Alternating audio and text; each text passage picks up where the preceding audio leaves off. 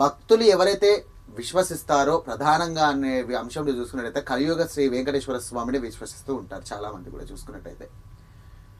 కానీ అటువంటి తిరుమలలో శ్రీ వెంకటేశ్వర స్వామి యొక్క సన్నిధానంలో కల్తీ నెయ్యి వ్యవహారం చాలా దారుణమైనటువంటి అంశం. అదిగాక అది మర్చిపోలేకపోతున్నామనే టైంలో పరకామణి చోరీ హుండీ లెక్కింపు చేసినటువంటి టైంలో కొన్ని వేల రూపాయలు కొన్ని లక్షల రూపాయలు మాయమైనట్టుగా తెలిసింది. అసలు అంత భద్రతా వైఫల్యం ఎక్కడి నుండి అయిందో కూడా తెలియదు.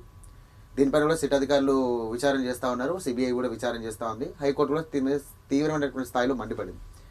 సరే ఇది అయింది కదా అని చెప్పేసి ఇంకో 1 మంత్ ఒక 115 డేస్ తర్వాత గ్యాప్లో శ్రీవారి పట్టు వస్త్రాలకు సంబంధించినటువంటి అంశం అక్కడ కూడా లోపాలు ఉన్నాయి. ఏంటి, నాసి రకం శ్రీవారికి సంబంధించినటువంటి వస్త్రాలు తీసుకురావడం జరిగింది, అలాగే క్వాలిటీ లేని వస్త్రాలు తీసుకురావడం జరిగిందని చెప్పేసి అదొక కోణంలో చూస్తారు.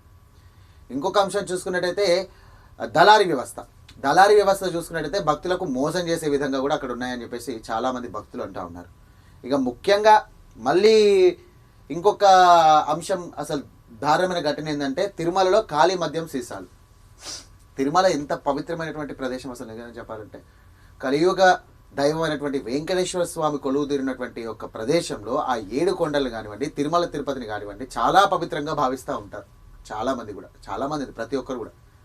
అక్కడ వైకాపా వాళ్ళకి సంబంధించినటువంటి నాయకులు కానీ, వైకాపాకు సంబంధించినటువంటి కార్యకర్తలు ఖాళీ మద్యం బాటిల్ సీసాలతో వాళ్ళే అక్కడ తిరుమలలో ఏదో ఒకటి చెయ్యాలనే ఉద్దేశంతో చేశారని చెప్పేసి ఒక బయటకైతే వచ్చింది ఆ వార్త.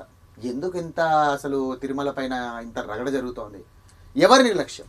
ఇటు వైకాపా నిర్లక్ష్యమా, లేకపోతే గతంలో పాలించినటువంటి అధికారుల నిర్లక్ష్యమా, లేకుంటే అక్కడ ఉన్నటువంటి వ్యవస్థ నిర్లక్ష్యమా తెలియదు. కానీ మొత్తం మీద ఎవరు తప్పు చేసినా ఏం చేసినప్పటికీ కూడా ఇవాళ వస్తారు, సిబిఐ అధికారులు అరెస్ట్ చేస్తారు, జైల్లో కూర్చోబెడతారు, మళ్ళీ బయటకు వస్తారు, మళ్ళీ జైల్లోకి వెళ్తారు, మళ్ళీ బెయిల్ పిటిషన్, కోర్టు, అది వగేరా వెళ్తూనే ఉంటాయి.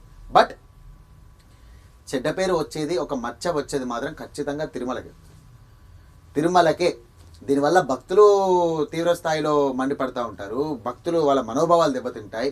సో దేవుడితో ఆటలు ఆడితే మాత్రం పుట్టగతులు ఉండే, ఇది మాత్రం గుర్తుపెట్టుకోరు. ఖచ్చితంగా పుట్టగతులు అస్సలకే ఉండే. ఎందుకంటే దేవుడితో మజాక్ చేస్తే మాత్రం అస్సలకే ఉండే. పెద్ద పెద్ద వాళ్ళే దేవుడితో పెట్టుకుంటే, ఆయన వెంకటేశ్వర స్వామితో పెట్టుకుంటే ఏమయ్యారు, కంటికి కూడా కనబడాల. సో ఇదే విషయంలో చంద్రబాబు కూడా చాలా మటుకు చెప్పాడు. ఆయన తిరుమలకు సంబంధించి కూడా వైభవాన్ని మేము కాపాడే విధంగా చేస్తున్నాం, ప్రస్తుతం ఉన్నటువంటి పరిస్థితులు అన్నీ కూడా మేము చక్కదిద్దుతున్నామని చెప్తా ఉన్నారు. కానీ గతంలో పాలించినటువంటి నాయకులు తిరుమల కొండతోని అలాగే తిరుమల శ్రీవారితో కూడా ఆడుకున్నారు. ఆయన వట్టిగా విడిచిపెట్టే ప్రసక్తి లేదు.